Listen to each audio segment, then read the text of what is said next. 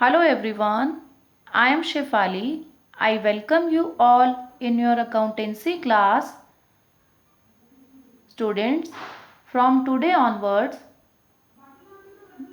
we will start our revision for your half-yearly exams. So today, we will revise our first chapter, which is Accounting for Partnership Firm Fundamentals. तो यहाँ हम इस chapter का main highlights को discuss करेंगे, means summarise करेंगे इस chapter को। अगर आप लोगों में से किसी भी स्टूडेंट का कोई भी टॉपिक डिटेल में मिस हो गया है, पहले आपने नहीं किया है, तो सभी टॉपिक्स पर डिटेल में वीडियोस अवेलेबल हैं सेम चैनल पर जहां आपने पहले वॉच किए हैं वीडियोस, तो आप वहां से वीडियोस को फॉलो कर सकते हैं। और अगर आपका ऑलरेडी रिवाइज है तो इन वीडियोस के थ्रू आपको रिवीजन करना है।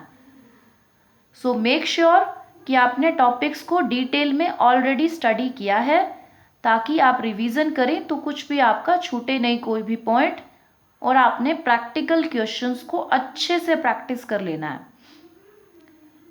तो यहाँ ये वीडियोस आपको हेल्प करेंगे क्विक रिवीजन में एक तरह से। तो देखिए, पार्टनरशिप फंडामेंटल्स में हमने बेसिक्स को डिस्कस किया था पार्टनरशिप के, कि बेसिक्स क्या होते हैं पार्टनरशिप में।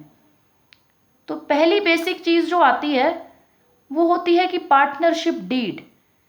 थियोरेटिकल एस्पेक्ट था कि पार्टनरशिप क्या है, वो चीज़ें हमें मालूम है कि 2 और मोर देन 2 पीपल के बीच एक म्यूचुअल एग्रीमेंट है, प्रॉफिट का मोटिव है और लीगल बिजनेस करते हैं।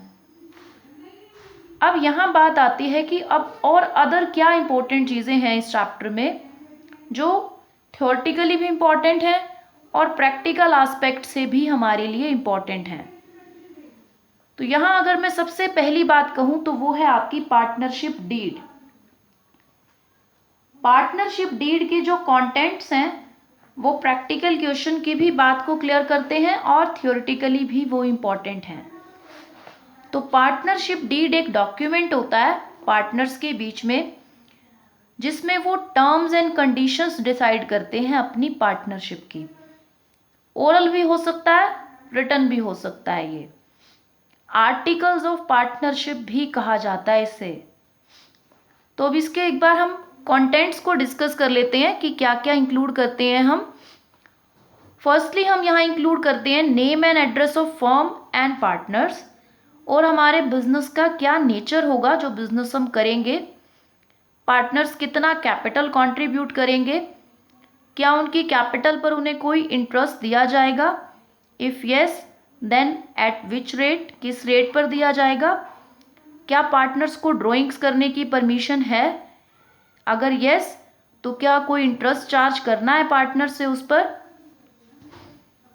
और करना है तो किस रेट से करना है, प्रॉफिट शेयरिंग रेशो, पार्टनर्स के बीच का प्रॉफिट एंड लॉस शेयरिंग का रेशो क्या रहेगा, किस रेशो में प्रॉफिट लॉस को शेयर करेंगे, पार्टनर्स को सैलरी कमीशन वगैरह कुछ देना है या नहीं, और अगर हमें कोई नया पार्टनर एडमिट करना है या कोई पार्टनर रिटायर होगा तो उस टाइम पर फर्म की गुडविल का वैल्यूएशन किस मेथड से होगा, फर्म का अकाउंटिंग पीरियड क्या रहेगा, 6 मंथ्स के बाद हम फाइनल अकाउंट्स बनाने वाले हैं, क्वार्टरली बनाने हैं या ईयरली हम बनाने वाले हैं, देन क्या मेथड होगा हमें फर्म्स के अकाउंट को रिकॉर्ड करने का, हमें उन्हें ऑडिट कराना है या नहीं कराना, किस डेट पर पार्टनरशिप कमेंस होगी, ड्यूरेशन क्या रहेगी पार्टनरशिप की, अगर कोई पार्टनर इंसॉल्वेंट हो जाता है तो उस टाइम पे हमें क्या करना है, क्या हम उसके लॉस को, जो इंसॉल्वेंसी का लॉस है उसकी कैपिटल का, उसको बाकी के पार्टनर्स अपनी कैपिटल रेशो में बेयर करेंगे या प्रॉफिट शेयरिंग में करेंगे, ये डिसीजन लेना है आपको। और जो फर्म के चेक होंगे उस पर साइन करने का राइट पार्टनर में से किसको होगा, एडमिशन के टाइम पे नए पार्टनर के क्या रूल्स फॉलो होंगे, डिस्प्यूट्स का सेटलमेंट कैसे होगा, और रिटायरमेंट के टाइम पे हम कैसे सेटल करेंगे उस पार्टनर के अकाउंट्स को। ये होती है आपकी पार्टनरशिप डीड। ये सारी इंपॉर्टेंट चीज़ें तो आप डिस्कस कर लेते हो पार्टनरशिप डीड में, लेकिन बात ये आती है कि अगर पार्टनरशिप डीड नहीं बनाया तो क्या पार्टनरशिप वैलिड है? Answer is yes, partnership deed तो वैलिड है। पार्टनरशिप वैलिड है, अगर डीड नहीं बनाया पार्टनरशिप आपकी वैलिड है। उस पर एक्ट फॉलो होता है, पार्टनरशिप एक्ट 1932। बट डीड नहीं बनाएंगे तो बहुत सी चीज़ों का कंफ्यूजन रह जाता है। तो उस कंफ्यूजन को दूर करने के लिए पार्टनरशिप का एक्ट कहता है कि अगर आपने डीड नहीं बनाई, पार्टनरशिप डीड, तो कुछ चीज़ें आप फॉर श्योर ले लो कि आपको एज इट इज़ फॉलो करनी है, ताकि आपको कंफ्यूजन हो ही ना। वन इज कि प्रॉफिट और लॉसेस को इक्वली शेयर करोगे, बिना ये देखे कि कैपिटल किसने कितनी लगाई, अगर आपके पास पार्टनरशिप डीड नहीं है। इंटरेस्ट ऑन कैपिटल नहीं दोगे पार्टनर्स को अगर डीड नहीं बनाई। इंटरेस्ट ऑन ड्रॉइंग्स चार्ज नहीं करोगे, कोई सैलरी पे नहीं होगी पार्टनर्स को। बट मोस्ट इम्पॉर्टेंट थिंग कि अगर पार्टनर ने लोन दिया है फर्म को, पार्टनर ने फर्म को लोन दिया है, तो चाहे कहो या ना कहे, इंटरेस्ट तो उस पार्टनर को पे करना ही होगा। अगर आपके पास पार्टनरशिप डीड है तो उसमें रेट बताई जाएगी, उस रेट से दे दो पार्टनर को इंटरेस्ट। नहीं है डीड या कुछ भी नहीं कहा गया है इंटरेस्ट ऑन लोन के बारे में, तो पार्टनर को चुपचाप 6% से आप इंटरेस्ट प्रोवाइड करोगे, देना ही होगा। चाहे फर्म लॉसेस फेस कर रही हो तो भी देना होगा, बिकॉज ये interest on loan charge against profit होता है, मीन्स देना ही पड़ता है। नेक्स्ट है कि पार्टनर का एडमिशन जो है वो, उसके लिए सभी पार्टनर्स का एग्री होना ज़रूरी है। अगर 3 पार्टनर्स एट प्रेजेंट हैं, एक भी पार्टनर कह रहा है कि मैं एग्री नहीं हूं, तो नया पार्टनर एडमिट नहीं हो सकता है। ये रूल्स रहते हैं नए पार्टनर के एडमिशन से रिलेटेड। अब नेक्स्ट बात आ जाती है कि अभी मैंने कहा चार्ज अगेंस्ट प्रॉफिट, तो ये चार्ज अगेंस्ट प्रॉफिट, उसके अलावा हम बात करते हैं कि हम यहाँ पर बनाते हैं profit and loss appropriation account, कि हमें पार्टनर्स को सैलरी वगैरह पे करनी होती है। तो क्या होती हैं ये terms? Charge against profit and appropriation of profit, very important terms from theoretical point of view. तो देखिए, एप्रोप्रिएशंस का मतलब होता है कि आउट ऑफ प्रॉफिट आपको जब कुछ डिस्ट्रीब्यूट करना होता है, तो ये तो पे की जाती हैं out of profit, means profit है तो दी जाएगी, वरना नहीं दिया जाएगा। चार्ज अगेंस्ट जो प्रॉफिट होते हैं उनको पे करना कंपल्सरी होता है। प्रॉफिट होगा तो भी देना है, नहीं होगा, लॉस है, तो भी आप उन्हें पे करते हो। ओके, तो यहाँ पर चार्ज अगेंस्ट प्रॉफिट में जो भी आइटम्स होती हैं उन्हें आपने, ये बात ध्यान से सुन लेना, प्रॉफिट एंड लॉस अकाउंट में लिखना होता है। और जो एप्रोप्रिएशन ऑफ प्रॉफिट होती हैं उन्हें आप profit and loss appropriation account में लिखते हो। तो ऐसा नहीं करना है कि भूल के हम सभी को ही प्रॉफिट एंड लॉस एप्रोप्रिएशन में लिख दें। अगर कोई ऐसी आइटम है जो चार्ज अगेंस्ट प्रॉफिट है, तो उसके लिए एक छोटा सा प्रॉफिट एंड लॉस अकाउंट अलग से आप पहले बनाएंगे। अब इनके एग्जाम्पल क्या होते हैं चार्ज अगेंस्ट प्रॉफिट के? एक तो हमने अभी अभी डिस्कस किया, इंटरेस्ट ऑन पार्टनर्स लोन, देना ही पड़ेगा, चाहे क्वेश्चन में बिल्कुल ना कहा जाए कि इंटरेस्ट दो, फिर भी देना है। रेट बता दे तो उस रेट से दे दो, वरना 6% से चार्ज कर दो। सेकंड होती है रेंट, कि अगर कोई पार्टनर ने अपनी प्रॉपर्टी फर्म को दी हुई है रेंट पर, तो वो जो रेंट उसको मिलेगा वो भी चार्ज अगेंस्ट प्रॉफिट है, तो वो भी पार्टनर को पे होगा ही होगा, चाहे फर्म लॉसेस में चल रही है। नेक्स्ट होता है मैनेजर्स कमीशन, मैनेजर को कमीशन देना भी चार्ज अगेंस्ट प्रॉफिट में आता है। तो इन तीनों आइटम्स को आपने P&L या प्रॉफिट एंड लॉस अकाउंट में लिखना है। एप्रोप्रिएशन अकाउंट में ये तीनों आइटम्स नहीं राइट होंगी, इसके लिए अलग से प्रॉफिट लॉस अकाउंट बनाना है, वहाँ लिखकर फिर जो प्रॉफिट बचेगा उसको profit and loss appropriation account में क्रेडिट करना है। अब आपको एप्रोप्रिएशन के एग्जाम्पल बहुत सारे हैं। पार्टनर को सैलरी दी, पार्टनर को कमीशन दिया, कब देते हैं? जब प्रॉफिट होता है। उसके अलावा पार्टनर को जो है वो इंटरेस्ट ऑन कैपिटल दिया। ये सारी हो गई आपकी एप्रोप्रिएशंस। तो यहाँ से ये क्लियर हो गया कि अगर फर्म जो है वो लॉस में चल रही है तो पार्टनर को salary, commission, interest on capital, ये सब चीज़ें आप नहीं दे सकते, चाहे डीड कह रही है कि दो, बट अगर उसमें आपके पास प्रॉफिट नहीं है तो आप नहीं दे पाओगे। हाँ, अगर पार्टनरशिप डीड ये कह दे कि नहीं भी इनको चार्ज अगेंस्ट प्रॉफिट मान लो, देना ही पड़ेगा आपको, तो देन आप दे सकते हो। नॉर्मली उन्होंने कहा डीड में लिखा है दो, लेकिन प्रॉफिट नहीं थे, तो आप कहोगे कि प्रॉफिट नहीं है। बट कई बार क्या होगा, प्रॉफिट जो है ना वो इनसफिशिएंट होगा, कि आपकी जो एप्रोप्रिएशंस होंगी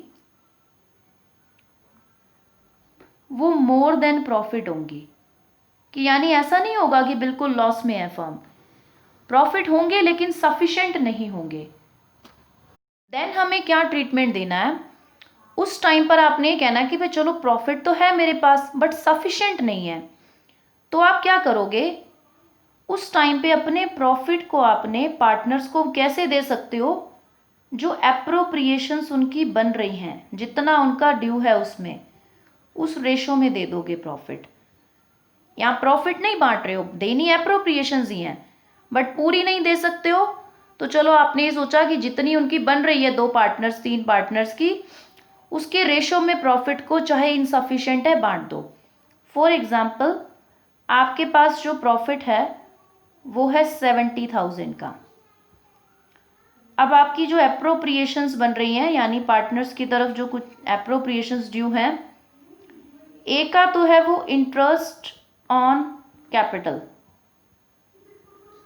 जो कि है 1,20,000 ड्यू है।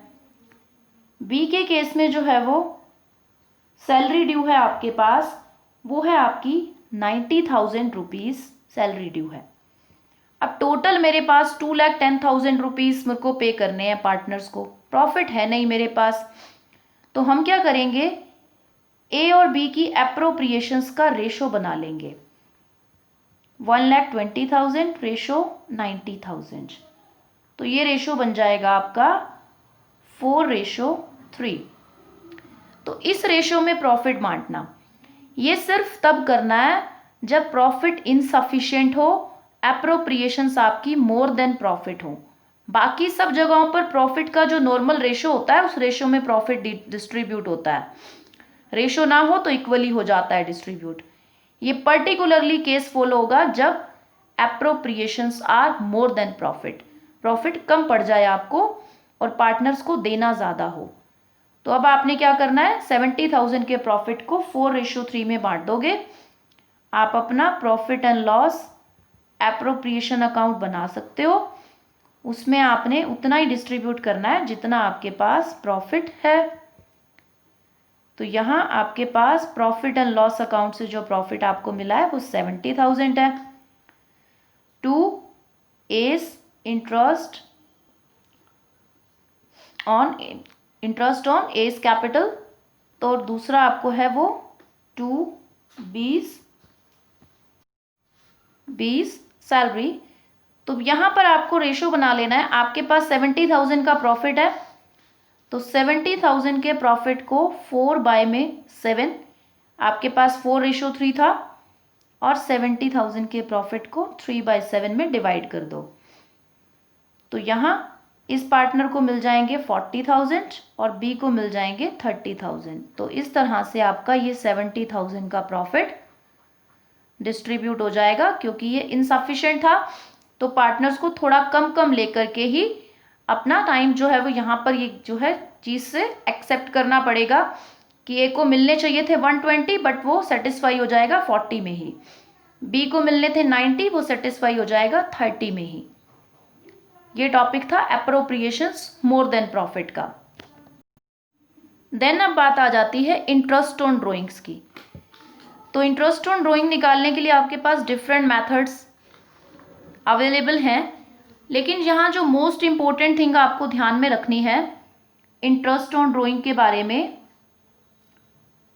वो क्या है कि अगर आपको इंटरेस्ट ऑन ड्राइंग के केस में पर एनम वर्ड नहीं दिया जाए, अगर पर एनम वर्ड नहीं दिया जाए, जितना रेट ऑफ इंटरेस्ट आपके पास है, सपोज कह रहा है कि 5% रेट से पार्टनर्स को आपने चार्ज करना है इंटरेस्ट ऑन ड्राइंग। अब 5% के साथ अगर आपको पर एनम वर्ड नहीं दे रहा, तो आप नहीं श्योरली कह सकते कि भाई जो ये आपकी रेट है ये पूरे ईयर के लिए अप्लाई होगी या कब के लिए है, हाफ ईयरली की रेट है, क्वार्टरली की रेट है। पर एनम देगा तो पता चलेगा अच्छा पूरे साल की रेट है, तो मैंने जिस मंथ में ड्राइंग की है उतने टाइम पीरियड का मैं इंटरेस्ट लगा देता हूँ। अगर पर एनम वर्ड है तो आप टाइम पीरियड को कैलकुलेट करके फिर उसके बाद पार्टनर्स की ड्राइंग्स के ऊपर इंटरेस्ट बनाओगे। यानी ड्राइंग्स अगर अक्टूबर में की हैं तो 6 मंथ का मार्च तक बन जाएगा। अगर ड्राइंग्स जो है वो आपने किसी और मंथ में दिसंबर में की है, दिसंबर एंड में, तो जनवरी फरवरी मार्च का इंटरेस्ट हो जाएगा। वो कब कैलकुलेट करना है टाइम, जब पर एनम वर्ड दिया हो रेट के साथ, ठीक है। और अगर ये पर एनम वर्ड नहीं दिया हुआ तो आपको टाइम नहीं देखना है कब कर रहा है ड्राइंग। अगर पर एनम वर्ड नहीं है तो आपने क्या करना है, होल ईयर का इंटरेस्ट चार्ज करना है। आपने नहीं सोचना है कि मैंने कब की होगी ड्राइंग। फॉर एग्जाम्पल आपको कह रहा है कि आपने 10,000 की ड्राइंग की है और आपने अक्टूबर में की है, लेकिन पर एनम वर्ड नहीं बता रहा रेट के साथ, तो सीधा इंटरेस्ट चार्ज कर दो फुल ईयर का। यहाँ पे आपके पास आपकी 500 रुपीज़ इंटरेस्ट मैंने बना दिया, ओके। पर एनम वर्ड देता तो आप अपना मंथ्स के अकॉर्डिंग कैलकुलेट करते। नंबर 2 बात अब कि आपको बोल रहा है कि 5% रेट से इंटरेस्ट लगाओ, पर एनम ये रेट है आपकी, और आपने जो ड्राइंग की है वो ड्यूरिंग द ईयर की है। यानी मैं आपको ऐसे पर्टिकुलर मंथ नहीं बता रहा, बस ड्यूरिंग द ईयर की है। कौन से मंथ में की है, देयर इज नो इन्फॉर्मेशन। तो ड्यूरिंग द ईयर में आप एक लमसम बेसिस पे 6 मंथ का इंटरेस्ट लगा देते हो। अब ड्यूरिंग द ईयर में भी ध्यान रखना है कि पर एनम वर्ड होगा तो 6 मंथ का लगाना है। अगर ड्यूरिंग द ईयर लिख दे लेकिन पर एनम ना लिखा हो तो पूरे ईयर का लगा दोगे, फिर आप फिर नहीं 6 मंथ का लगाओगे। ये मेन चीज़ थी इंटरेस्ट ऑन ड्राइंग के बारे में। बाकी सिंपल मेथड है, प्रोडक्ट मेथड है, या फिर जब आप जो है वो इक्वल ड्राइंग्स करते हो एंड इन इक्वल गैप, यानी एवरी मंथ की बिगनिंग में या एवरी मंथ के एंड में, तो वहाँ पर आपके पास जो है वो मेथड क्या रहता है कि आपको टाइम पीरियड निकालना होता है कि मैं कितने टाइम के लिए इंटरेस्ट चार्ज करूँ। तो आप एक फॉर्मूला यूज़ करते हैं वहाँ पर, time left after first drawing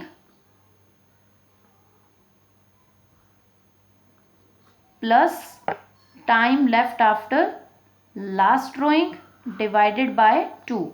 जैसे कि मैंने मंथ की फर्स्ट डेट को ड्राइंग कर ली तो पूरे 12 मंथ्स रह गए।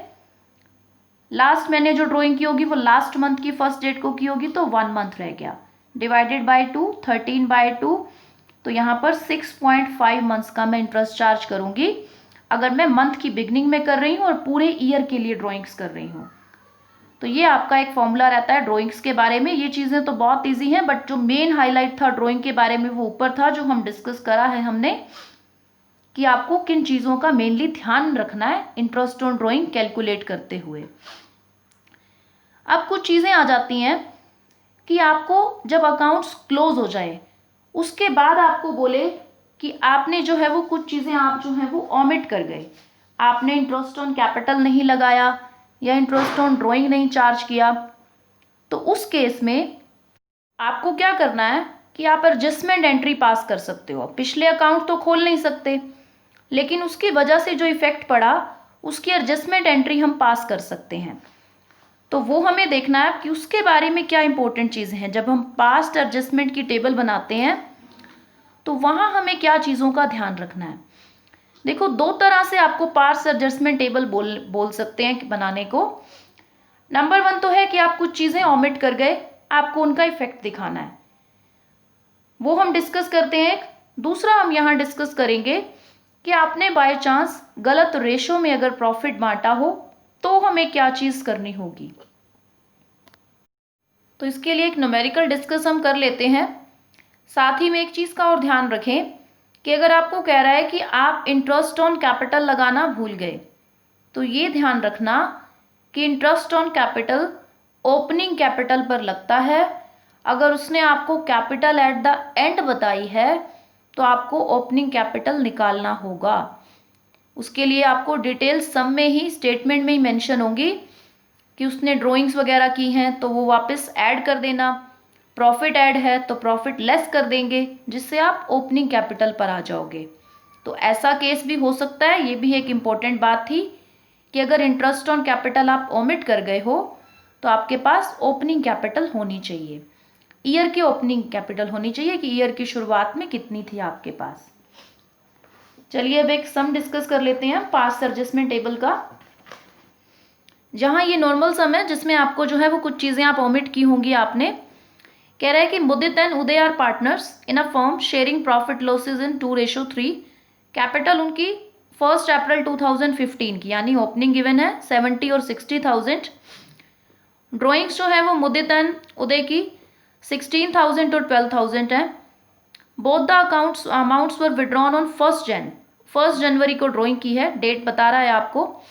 तो देखिए 1 जनवरी को की है और 31 मार्च को अकाउंट्स क्लोज हैं, तो 3 मंथ्स के लिए उन्होंने फर्म का पैसा यूज किया। It was subsequently found that the following items had been omitted while preparing the final accounts। Okay, interest on capital नहीं लगाया 6% से, इंटरेस्ट ऑन ड्राइंग नहीं चार्ज किया 6% से। Mudit was entitled to a commission of 4,000 for the whole year. Mudit को commission नहीं दिया। तो एक पास्ट एडजस्टमेंट टेबल बना लेंगे हम, जिसके बेस पे हम देखेंगे कि पार्टनर्स के अकाउंट्स में हमें क्या क्या इफेक्ट को डालना है। तो यहां आपके पास that is for Mudit, Uday and total particulars past adjustment table. तो अब आपको यहां ये ध्यान रखना है कि जो पार्टनर को हमें जो भी एप्रोप्रिएशंस देनी थी उसके लिए हम क्रेडिट का यूज करेंगे कि अच्छा ये पार्टनर के अकाउंट में क्रेडिट होंगी। जैसे इंटरेस्ट ऑन कैपिटल वो पार्टनर को मिलना है तो उसके लिए आप क्रेडिट यूज करो कि ताकि आप क्लियरली पता लगा सको कि ये पार्टनर को मिलना है। और अगर कोई ऐसी चीज है जो चार्ज होनी थी पार्टनर से तो उसके लिए डेबिट का यूज करो। वो आपको एक इंडिकेशन देगा कि क्या पार्टनर्स को हमने क्रेडिट देना है और किस चीज के लिए डेबिट। तो पार्टनर की कैपिटल थी 70 और 60,000 की, 6% से आपने जो है वो इंटरेस्ट चार्ज करना है। तो मुदित के केस में हो जाएगा आपका 4,200 रुपीज, उदय के केस में हो जाएगा 3,600। तो पार्टनर्स की तरफ टोटल फर्म को 7,800 रुपीज देने रहते हैं, फर्म ने नहीं दिए। और एक बात आती है कमीशन की, जो कि उदय जो है वो मुदित को मिलना था 4,000 रुपीज का, ये भी क्रेडिट की आइटम है। तो यहां आप 4,000 और मेंशन कर दें तो ये टोटल जो है वो फर्म ने 11,800 रुपीज अभी तक जो है ना वो कम दिए हैं पार्टनर को। अब इसकी वजह से अगर फर्म अब ये दे देती है पैसे, फर्म का प्रॉफिट इतने से कम हो जाएगा, तो भाई उस चीज़ का इफेक्ट देखना होगा। लेकिन साथ ही साथ फर्म जो है वो इंटरेस्ट ऑन ड्राइंग भी चार्ज करना जो है वो भूल गई है। तो इंटरेस्ट ऑन ड्राइंग चार्ज कर लेते हैं, 3 मंथ्स के लिए चार्ज करना है। ड्राइंग्स उनकी हैं 16 एंड 12,000 रुपीज़। तो 3 मंथ्स के लिए ड्राइंग्स के ऊपर इंटरेस्ट चार्ज करोगे। मुदित के केस में आपके पास जो है वो पहले टोटल कर लेते हैं हम यहाँ पर कि कितना कितना पार्टनर्स का क्रेडिट का अमाउंट आ रहा है। देन मुदित के केस में आपका जो है वो इंटरेस्ट ऑन ड्राइंग बन जाएगा 240 एंड उदय के केस में 180। ये डेबिट का आइटम है कि डेबिट होगा, पार्टनर से चार्ज होगा, पार्टनर को पे करना पड़ेगा। तो एग्जैक्टली जो है वो मुदित को कितना मिलना चाहिए, क्रेडिट का अमाउंट में से डेबिट माइनस करके देखो कि एग्जैक्टली जो है वो मुदित ने फर्म से 7,960 की डिमांड करना है। और उदय के केस में 3420 ये एग्जैक्ट अमाउंट है। टोटल डेबिट की अमाउंट जो बन रही है दैट इज 420। तो यहाँ आप देख लें कि एग्जैक्टली फर्म को जो है वो 11,380 जो है वो पे करना है। अब यहाँ पर आपको ये देखना है कि भाई अगर फर्म उनको इतने रुपीस दे देती है तो फर्म के प्रॉफिट इतने से कम हो जाएंगे, तो अल्टीमेटली उसका इफेक्ट पार्टनर्स पर ही पड़ेगा। तो पार्टनर्स पर पड़ेगा तो पार्टनर्स को इतने से प्रॉफिट अपना डिडक्ट करवाना होगा। लॉस आप कह सकते हैं इसको कि डिवीजन ऑफ फर्म्स लॉस, इतने से फर्म को प्रॉफिट कम हो जाएंगे, डिक्रीज इन प्रॉफिट, या फिर आप इसको कह सकते हैं लॉस। तो इसको 2:3 जो कि पार्टनर्स की रेशो थी उसमें आपने डिस्ट्रीब्यूट करना है 11,380 को। तो यहाँ ये डेबिट का अमाउंट है जो पार्टनर्स के हिस्से में आएगा। तो यहाँ उनके अमाउंट बनेंगे 4,552 एंड 6,828। ये वाले अमाउंट को मैंने प्रॉफिट शेयरिंग रेशो में बांटा है ताकि मैं ये एग्जैक्टली पता लगा सकूं कि जब मैं ये पार्टनर को दूंगी अमाउंट तो इतने से जो प्रॉफिट कम हो जाएगा उस प्रॉफिट का पार्टनर्स के ऊपर क्या इफेक्ट पड़ेगा। तो अब देख लेते हैं नेट इफेक्ट आपके पास क्या आ रहा है। तो नेट इफेक्ट है आपका यहाँ पर, क्योंकि क्रेडिट का अमाउंट ज़्यादा है 3,408 और यहाँ आपका डेबिट का अमाउंट ज़्यादा है, क्रेडिट का अमाउंट कम है, तो 3,408। हमेशा ये आपका जब आप टैली करोगे एडजस्टमेंट एंट्री हमेशा आपस में इक्वल आएगी। तो सिंपल सी एंट्री आपने करनी है, Uday's capital account debit to Mudit's capital account 3,408 3,408। ये एडजस्टमेंट एंट्री है। अब इस एंट्री को पास करने से सारा इफेक्ट क्लियर हो गया, पिछली बुक्स खोलनी नहीं पड़ी, ऑल्ट्रेशन नहीं करना पड़ा आपको, बिना ऑल्टर किए हमारा इफेक्ट ठीक हो गया। अगर उनकी कैपिटल फिक्स्ड होती तो करंट अकाउंट से ये एंट्री पास हो जाती, ये ध्यान में रखना, एक इंपॉर्टेंट चीज ये भी है। अब अगर लेट अस अज्यूम आपको कह दे कि आपने प्रॉफिट को गलत रेशो में पहले बांटा है, तो सिर्फ ये ध्यान रखना उस टाइम पे आपको पिछला दिया हुआ प्रॉफिट सारा पार्टनर से वापस लेना है। पिछला प्रॉफिट आप कैंसिल कर दोगे और नई रेशो में प्रॉफिट को बांटोगे, उसके बीच का नेट इफेक्ट आपको फाइंड आउट करना है। अगर इनकेस इस तरह का कोई क्वेश्चन होता है, इस तरह के क्वेश्चंस को प्रैक्टिस भी करें कि गलत रेशो में प्रॉफिट बांटा है, पिछला कैंसिल कर दो, वापस ले लो पार्टनर से, डेबिट करो उन्हें, नए रेशो में प्रॉफिट को क्रेडिट कर दो। नेक्स्ट आपका ये हो सकता है कि हम किसी पार्टनर को गारंटी दे रहे हैं एक प्रॉफिट की कि इतना प्रॉफिट आपको फॉर श्योर मिल जाएगा। अगर किसी पार्टनर को हमने गारंटी दी है तो जिन भी पार्टनर्स ने गारंटी दी है अगर उसका प्रॉफिट गारंटेड से कम बन रहा है तो जिन्होंने गारंटी दी है वो अपने प्रॉफिट के शेयर में से उसको प्रॉफिट कंट्रीब्यूट करेंगे। कि मैंने मान लो 3 पार्टनर्स है ए बी सी, सी को ए और बी ने गारंटी दे दी कि आपको 40,000 से कम का प्रॉफिट हुआ तो हम आपको जो है वो कॉम्पनसेट करेंगे। तो ठीक है, अगर सी का 40 बन रहा है ओके, नहीं बन रहा है तो ए और बी उसको जिस रेशो में भी उन्होंने गारंटी दी है उस रेशो में जो भी डेफिशिएंसी आ रही है उसको पूरा कर देंगे। तो ये आपका गारंटी से रिलेटेड जो है वो डिस्कशन था। बाकी आप प्रैक्टिस करें, जो भी आपको डाउट्स मिलते हैं इस चैप्टर में you can discuss on your live class. That's all for today. Thank you so much.